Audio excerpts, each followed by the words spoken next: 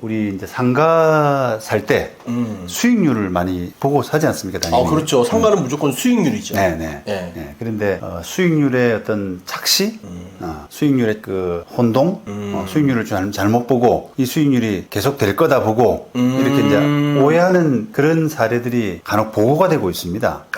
저번에도 살짝 말씀해 주신 것 같아요. 영상으로. 네. 이런 사례가 많기 때문에 지난번에도 좀 이야기를 했는데 최근에 제가 다른 유튜버 영상을 좀 보면서 조금 이렇게 법률가로서 한번 정리할 필요가 있겠다. 이게 이제 체계적으로 수익률이 어디서 이렇게 그 미스가 나는 거지? 차이가 나는지. 이렇게 계산하면 수익률이 이렇게 나오고 또 이렇게 계산하면 또 이렇게 떨어지고 막 그런 건가요? 단순히 이제 약간의 계산 문제가 아니라요. 법리적인 부분이라든지 이런 부분을 이제 오해하면서 수익률이 내가 생각했던 거하고는 전혀 다르네. 요런 이제 생각을 갖게 되는 경우라 조금 이것을 어떻게 보면 좀 입체적으로 볼 필요가 있습니다. 단편적으로 볼 것이 아니라요. 그래서 오늘 이제 그런 말씀을 좀 이제 드리고 싶은 건데 한번 보시죠. 어떻게 이제 어떤 부분이 차이가 나느냐. 한번 예를 들어보자면 어떤 상가 건물을 하나 살려고 해요. 그런데 거기에 이제 보증금 1억, 그 다음에 월차임 500만 원. 이런 임차인이 있습니다. 상가 세입자가. 지금 있어요, 현재? 네, 현재 있는 그 상가 건물을 만약에 11억 원에 산다. 11억에. 수익률 좋네요. 그래요. 금방 계산이 되죠. 어렵지 않지 않습니까? 12억 원에 산다라고 하게 되면은 이제 매매 대금 11억 원에서 보증금 1억 빼면 10억이지 않습니까? 10억을 실투자해서 결국은 월 500만 원 정도 받는 거니까 연 6천만 원. 그러면 6%가 딱 나오잖아요. 그러니까 계산은 이제 그게 이제 어렵지 않은데 자, 요 수익은 지금 현재 뭐 이율에 비해서 이자에 비해서 뭐 나쁘지 않지 않습니까? 나쁘지 않죠. 좋죠. 그래서 만약에 요런 수익률에 만족해가지고 샀다, 라고 하는데, 자, 그 다음에 이제, 지금 말씀드리는 게 핵심인데, 지금 기대했던 수익률이 깨질 수 있는. 그런 차이 이제 나갈 수도 있고 뭐 이런 거. 그렇죠. 이제 그런 위험들이 있다라는 부분을, 간과하는 거예요. 간과한다. 그래서 어떤 부분에서 이게 깨질 수 있는 거지, 세입자가 분명히 있고, 그걸 정확하게 보고 샀는데, 그 말씀을 드리고 싶은 건데, 자, 일단 이게 계약이라는 게 이제 만약에 그 세입자가 기간을 2년으로 했다라고 한다면 그 2년 끝나고 나서 연장이 될지 안 될지 알 수가 없죠. 그렇죠. 갱신을 사용할지 안 할지. 그렇죠. 장사가 잘 되거나 이렇게 하면은 더 연장을 할 테지만 장사가 안 되면은 그냥 저 나갈랍니다. 그렇게 해서 나갈 수가 있잖아요. 그렇죠. 그게 이제 부분이 있습니다. 그거는 이제 뭐 당연히 계약상의 문제이기 때문에 그 정도는 이제 숙지하셔야겠죠, 그죠? 알고 있겠죠. 이 세입자가 뭐 계속 그 수익률을 가지고 유지될 거다라고 그렇게 생각하는 분은 없을 거잖아요. 근데 어쨌든 계약이 연장 안 되는 그런 불확실성도 분명히 있고요. 그렇죠. 자, 그 다음에 그러면 계약 기간이 좀 넉넉하게 남아있는 이런 세입자, 이런 세입자는 그러면 안전하지 않느냐? 한 5년 계약했는데 그렇죠. 1년뿐이 안 지났어요. 한 4년 동안 그래도 따박따박 6% 정도는 받을 수 있겠네. 라고 생각할 수가 있는데 그렇지 않을 수가 있습니다. 이게 지난번에 말씀드린 중도 해지권. 주인이 소유주가 바뀌면 중도 해지할 수 있다. 그렇죠. 그런 부분이 있어서 이게 계약 기간이 충분히 남았다고 하더라도 세입자가 나가버릴 수가 있단 말이에요. 그렇죠. 해지권이 있으니까. 그러면 이제 뭐 부두 계약이 이제 세입자를 새로 구해야 되는데 그 과정에서 기대했던 수익률이 못 미칠 수 있는. 월세가 350 막 떨어져 버리면 그렇죠. 완전 깨져 버리는 거죠. 그렇죠. 그럴 수 있는 그런 부분이 있고요. 자, 그다음에 또 하나는 계약 기간이 이제 충분히 남았지만 또 중도 해지권도 어떤 경우에는 그 중도 해지권이 있으니까 중도 해지권을 행사하지 않는, 그러니까 예를 들면 세입자한테 저는 확인까지 받고 소유자 바뀌더라도 그대로 그 임대차 계약을 유지하겠습니다. 중도 해지하지 않겠습니다. 이렇게 이제 특약 같은 거라든지 또는 확인서라든지 이런 걸 통해서 또 다졌다, 확인을 받았다. 야, 그러면 이제 안전하죠. 확실하겠구나. 이렇게 생각하잖아요. 자, 그런데 또 아닐 수가 있다는 거예요. 왜냐하면 그 세입자가 월세를 안 내버리면. 그죠? 자동 깨지는 거죠. 3개월이면, 그죠? 이제 물론 이제 계약 해지 사유는 되는데 이 임대인은 수익률에 만족하기 때문에 되도록이면은 그 계약을 안 깨고 더 가져가고 싶은데 이 세입자가 작정을 하고 아예 월세를 안 내는 겁니다. 그런데 마침 거기가 법인이다, 주식회사다라고 하게 되면 어떻게 할 방법이 없어요. 그러니까 보증금 까이는 거죠, 뭐. 네. 그러니까 보증금이 이제 아까 1억이라고 치면 네. 500만 원이면 뭐 한 1년 조금 더 하면 네, 그냥 다 좀 까져버리지 않습니까? 그렇죠. 관리비까지 하면 또 금방 까질 수가 있으니까 그렇죠. 그런 부분에 대한 위험성 이런 부분도 좀 생각을 하셔야 되죠. 그러니까 근데 딱 모르는 사람들은 야 보증금에서 까면 되지 하지만 그 상가를 샀을 때 대출을 많이 받거든요. 네. 대출 이자는 계속 나가는 거잖아요. 네네네. 그러니까 거기 또 힘들어하는 사람 많더라고요. 맞습니다. 예, 네. 그렇습니다. 예. 그리고 이제 까고 내보내고 하는 그런 부분도 이제 사람 내보내고 다시 들어오게 될 때 또 수익률이 낮아질 수 있는. 그러니까 현재 임대차 계약이 곧 수익률이다라고 이렇게 볼 수는 없다는 거예요. 예. 그래서 그런 이제 차임 연체를 하면서 이제 생길 수 있는 위험들 이런 것도 좀 생각을 하셔야 되고, 자 이제 이런 그 여러 가지 이제 뭐 중도 해지라든지 뭐 차임을 안 된다든지 이런 부분을 말씀드렸는데 만약에 이게 그 임차인이 진짜 백이 우리가 이제 가장 임차인이라는 표현을 쓰는데 가짜 임차인, 가짜. 이게 매매를 하기 위해서 맞춰놓은. 그냥 그 형식적인 임대차 계약. 짜고 서로. 네. 그런 임대차 계약이라 그러면은 훨씬 위험성이 크겠죠. 자, 다시 복귀해 보시죠. 계약 기간 넉넉히 남았는데 소유자가 바뀌니까 당연히 나간다고 그러지 않겠습니까? 그렇죠. 형식적인 임차인이기 때문에. 그다음 또 중도해지권 행사하지 않더라도 차임을 내겠어요?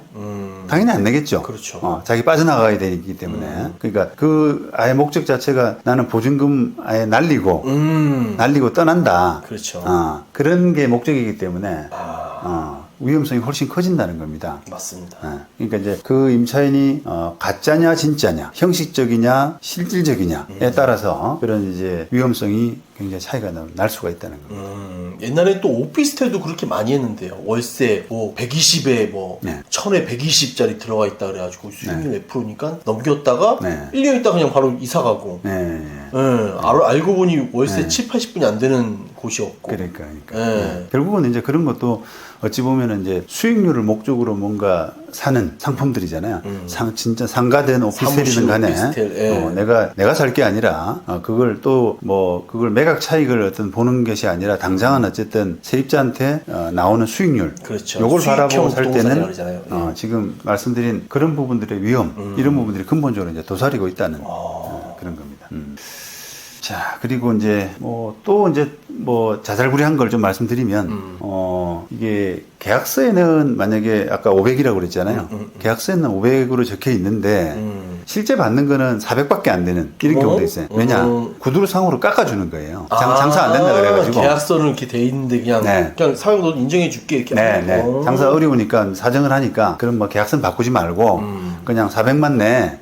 그렇게 해서 이제 내고 있었던 상황인데 팔 때는 그걸 이야기 안 하는 거죠. 이거 저 500 받고 있어요. 500짜리예요. 이런 경우. 그래서 소유권 넘어왔는데 이제 두세요. 400이 띵.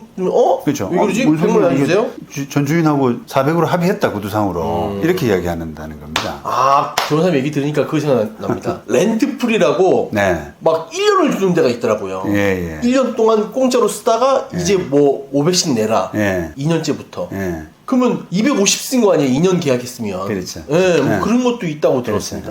근데 이제 그런 거는 매매하면서 상가를 매매하면서 이게 1년 정도 렌트프리가 있었어요라고 고지할 의무가 있느냐? 그건 아닌 것 같거든요. 진짜요? 그냥 계약서 그대로 보여주면은 그거는 계약상한 문제는 없다라고 저는 생각을 하는데 어쨌든 지금 말씀하신 것처럼 렌트프리가 끼게 되면은 수익률이 훨씬 낮아지는 그렇죠. 그런 부분이 있습니다. 그러니까 그런 것들을 이제 정확하게 좀 확인하실 필요가 있다는 거죠. 정말 주의를 많이 해야 되겠네요. 네. 여러 가지 이제 수익률의 착시를 일으키는 그런 부분들이 많이 있다.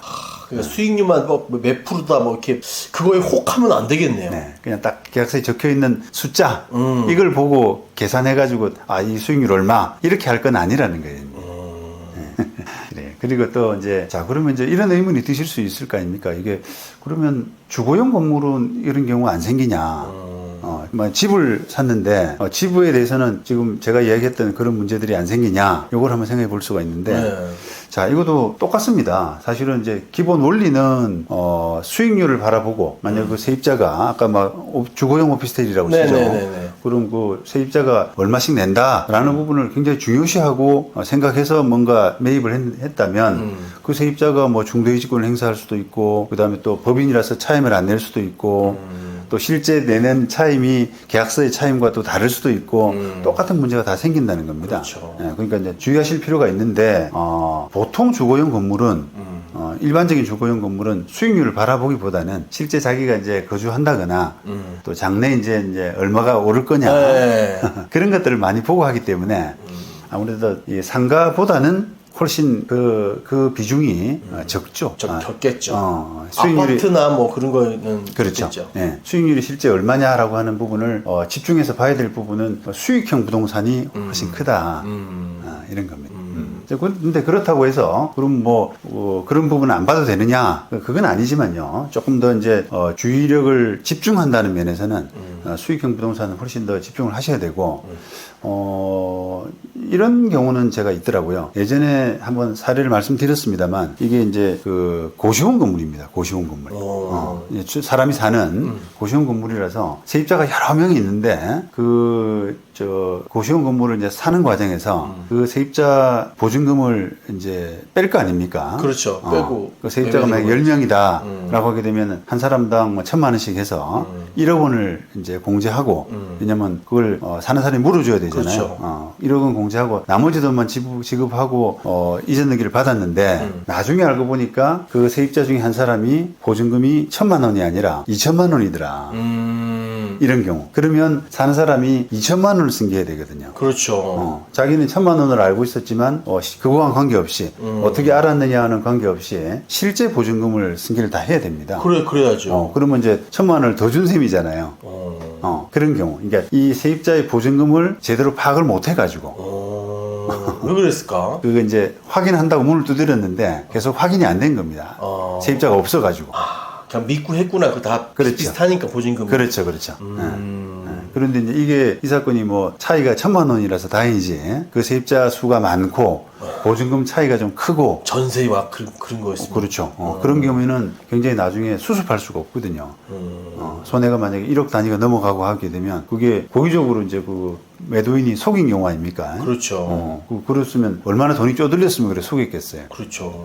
그럼 뭐 변제할 능력도 없을 뿐더러 뭐 그러겠네요. 네. 요거는 뭐 수익률을 착시한 그런 경우는 조금 다른데 어쨌든 뭐 주거용 건물이든 또 그 상가든 간에 이런 임대차 승계라든지 뭐 차임 이런 부분은 조금 주의를 하셔야 돼요.